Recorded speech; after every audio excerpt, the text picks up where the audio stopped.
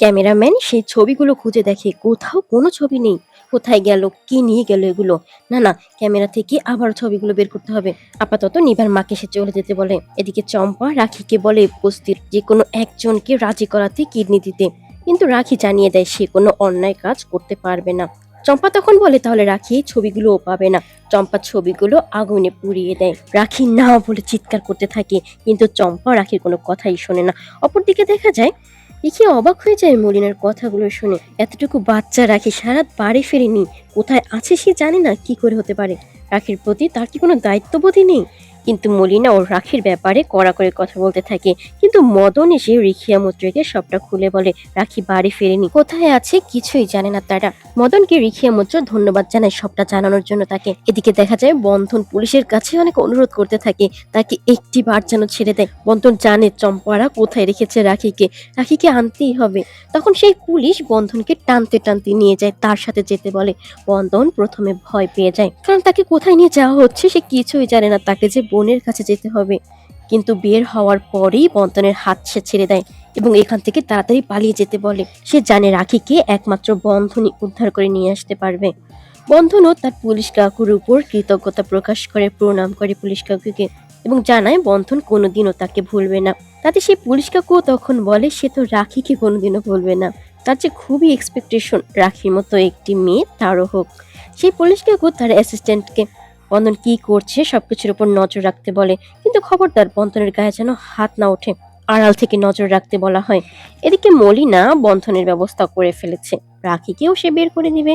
এরপর সবকিছুর মালিক যেন সে হতে পারে সেই নিয়ে প্রে করতে থাকে। কিন্তু মদন এসে বলে তার দিদির এই শখ কোনোদিনও পূরণ হবে না, সে যে পাপ চাইছে, পাপ কাজের ফল চাইছে। কিন্তু মলিনা যে স্বপ্ন দেখতেই থাকে। বন্ধন তার বন্ধুদের নিয়ে যায় রাখিকে উদ্ধার করতে। প্রথমে তারা শব্দ করলে এক এক করে কালু বাপি বের হতে থাকে। একজনের মাথায় আঘাত করে, আরেকজনের মাথায় প্লান করে গরম জল ঢেলে দেয়। দুজনের অবস্থা এবার পুরোপুরি কুপকাত। এদিকে রাখি চম্পাকে বলতে থাকে বলছিলাম না আমার দাদা আসবে, আমার দাদা এসে গেছে। খোকনরা মিলে বাইরে যে গাছে বিমলের চাক ছিল সেটা ভেঙে দেয়।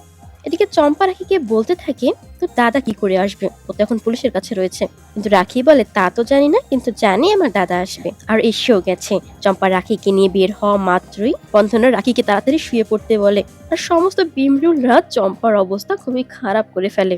বাপি কালু চম্পা ওদেরকে আর কি আটকাবে, নিজেদের অবস্থায় নাজেহাল হয়ে যায়। এরই মধ্যে পুলিশও এসে পড়ে তার ফোর্স নিয়ে। বন্ধন বলতে থাকে তারা আর কি করবে, ওদের অবস্থা এমনিতেই অনেক খারাপ হয়ে গেছে। রাখির এবার বেশ প্রশংসা করতে থাকে পুলিশ কাকু। রাখির মতো কিন্তু সেও পেটুক, সেও কিন্তু খেতে খুবই ভালোবাসে। এদিকে রাখি এবার সবটা জানা সত্ত্বেও পুলিশ কাকুকে এখনো কিছু জানায় না, কারণ তার কাছে প্রমাণ হিসেবে যে ছবিগুলো ছিল সেগুলো সে হারিয়ে ফেলেছে, তাকে আবার প্রমাণ জোগাড় করতে হবে। বন্ধন তার পুলিশ কাকুর সাথে আবার ফিরে যায়। রাখি এবার তার বন্ধুদের নিয়ে যায় ক্যামেরাটা আনতে। তারা সেখানে গিয়ে অনেক খোঁজাখুঁজির পরেই ক্যামেরাটা পেয়েও যায়।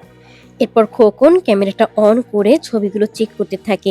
এক পর্যায়ে সেই ছবিগুলোও দেখতে পায় কিভাবে চার্লি দাদা বন্ধনের পকেটে সেই ব্যাঙ্গলটা ঢুকিয়ে দিয়েছে। এই ছবিগুলোই প্রমাণ হিসেবে পারবে রাখির দাদাকে বাঁচাতে। তারা এবার আনন্দে একসাথে হাত মিলাতে থাকে। এদিকে রাখি বাড়িতে ফিরে লুকিয়ে লুকিয়ে তার জেঠুকে সবটা জানাতে থাকে এবং বলে যে তার জেঠু যেন এই কথাগুলো আর কাউকে না বলে। অমরের সবটা দেখার পরে রাখিকে নিয়ে পুলিশের কাছে যাওয়ার জন্য রওনা দেয়। কিন্তু মদন জিজ্ঞেস করে তারা যে যাচ্ছে যখন সে বের হবে তখন তাকে কি বলবে।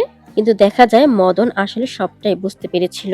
অমরেশকে বলে দিদি স্নান করতে ঢুকেছে, এরপর বের হয়ে যতক্ষণে সাজসজ্জা করবে ততক্ষণে ঘন্টাখানেক তো লাগবেই, এর আগেই যেন অমরেশ তাড়াতাড়ি করে ফিরে আসে, তাহলে কিন্তু তুমুল অশান্তি হবে। কিন্তু অমরেশ জিজ্ঞেস করে মদন হঠাৎ এত ভালো কি করে হয়ে গেল।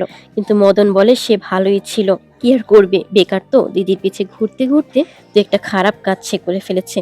এর পরের সিনে দেখা যায় রাখি এবং অমরেশ চলে যায় সেই পুলিশের কাছে। সে রাখিকে পেয়ে ভীষণ খুশি। রাখির এখানে আসতে কখনোই পারমিশনের প্রয়োজন হবে না, সেজন্য সরাসরি ঢুকে পড়ে। আজ কিন্তু অনেক খাবার রয়েছে, রাখিকে অনেক খাবার খাওয়ার জন্য অফার করে সে। অমরেশ পুলিশকে জানায় সে বন্ধনের সাথে আলাদা করে একটু কথা বলতে চায়। এখনো পুলিশকে সবটা জানায় না, কারণ আসল অপরাধীকে সামনে আনতে হবে আগে। বন্ধনকে সবটা দেখানোর পরে বন্ধন যেন বিশ্বাসই করতে পারছিল না। চার্লি দাদা সে তো অনেক ভালো মানুষ, সে কি করে বন্ধনের সাথে এরকম করতে পারে? না, না এটা হতেই পারে না। কিন্তু রাখি বলে, "দেখ দাদা, সবটা পরিষ্কারভাবে দেখা যাচ্ছে সে কি করে তোর পকেটে ভরে দিয়েছিল সেই ব্যাঙ্গলটা।" অমরেশ বন্ধনকে জিজ্ঞেস করে কোথায় গেলে তাকে পাওয়া যাবে। বন্ধন জানিয়ে দেয় তাকে কিভাবে পাওয়া যাবে। ভিডিওগুলো পেতে চ্যানেলটি সাবস্ক্রাইব করে রাখুন। লাইক কমেন্ট করুন। ধন্যবাদ।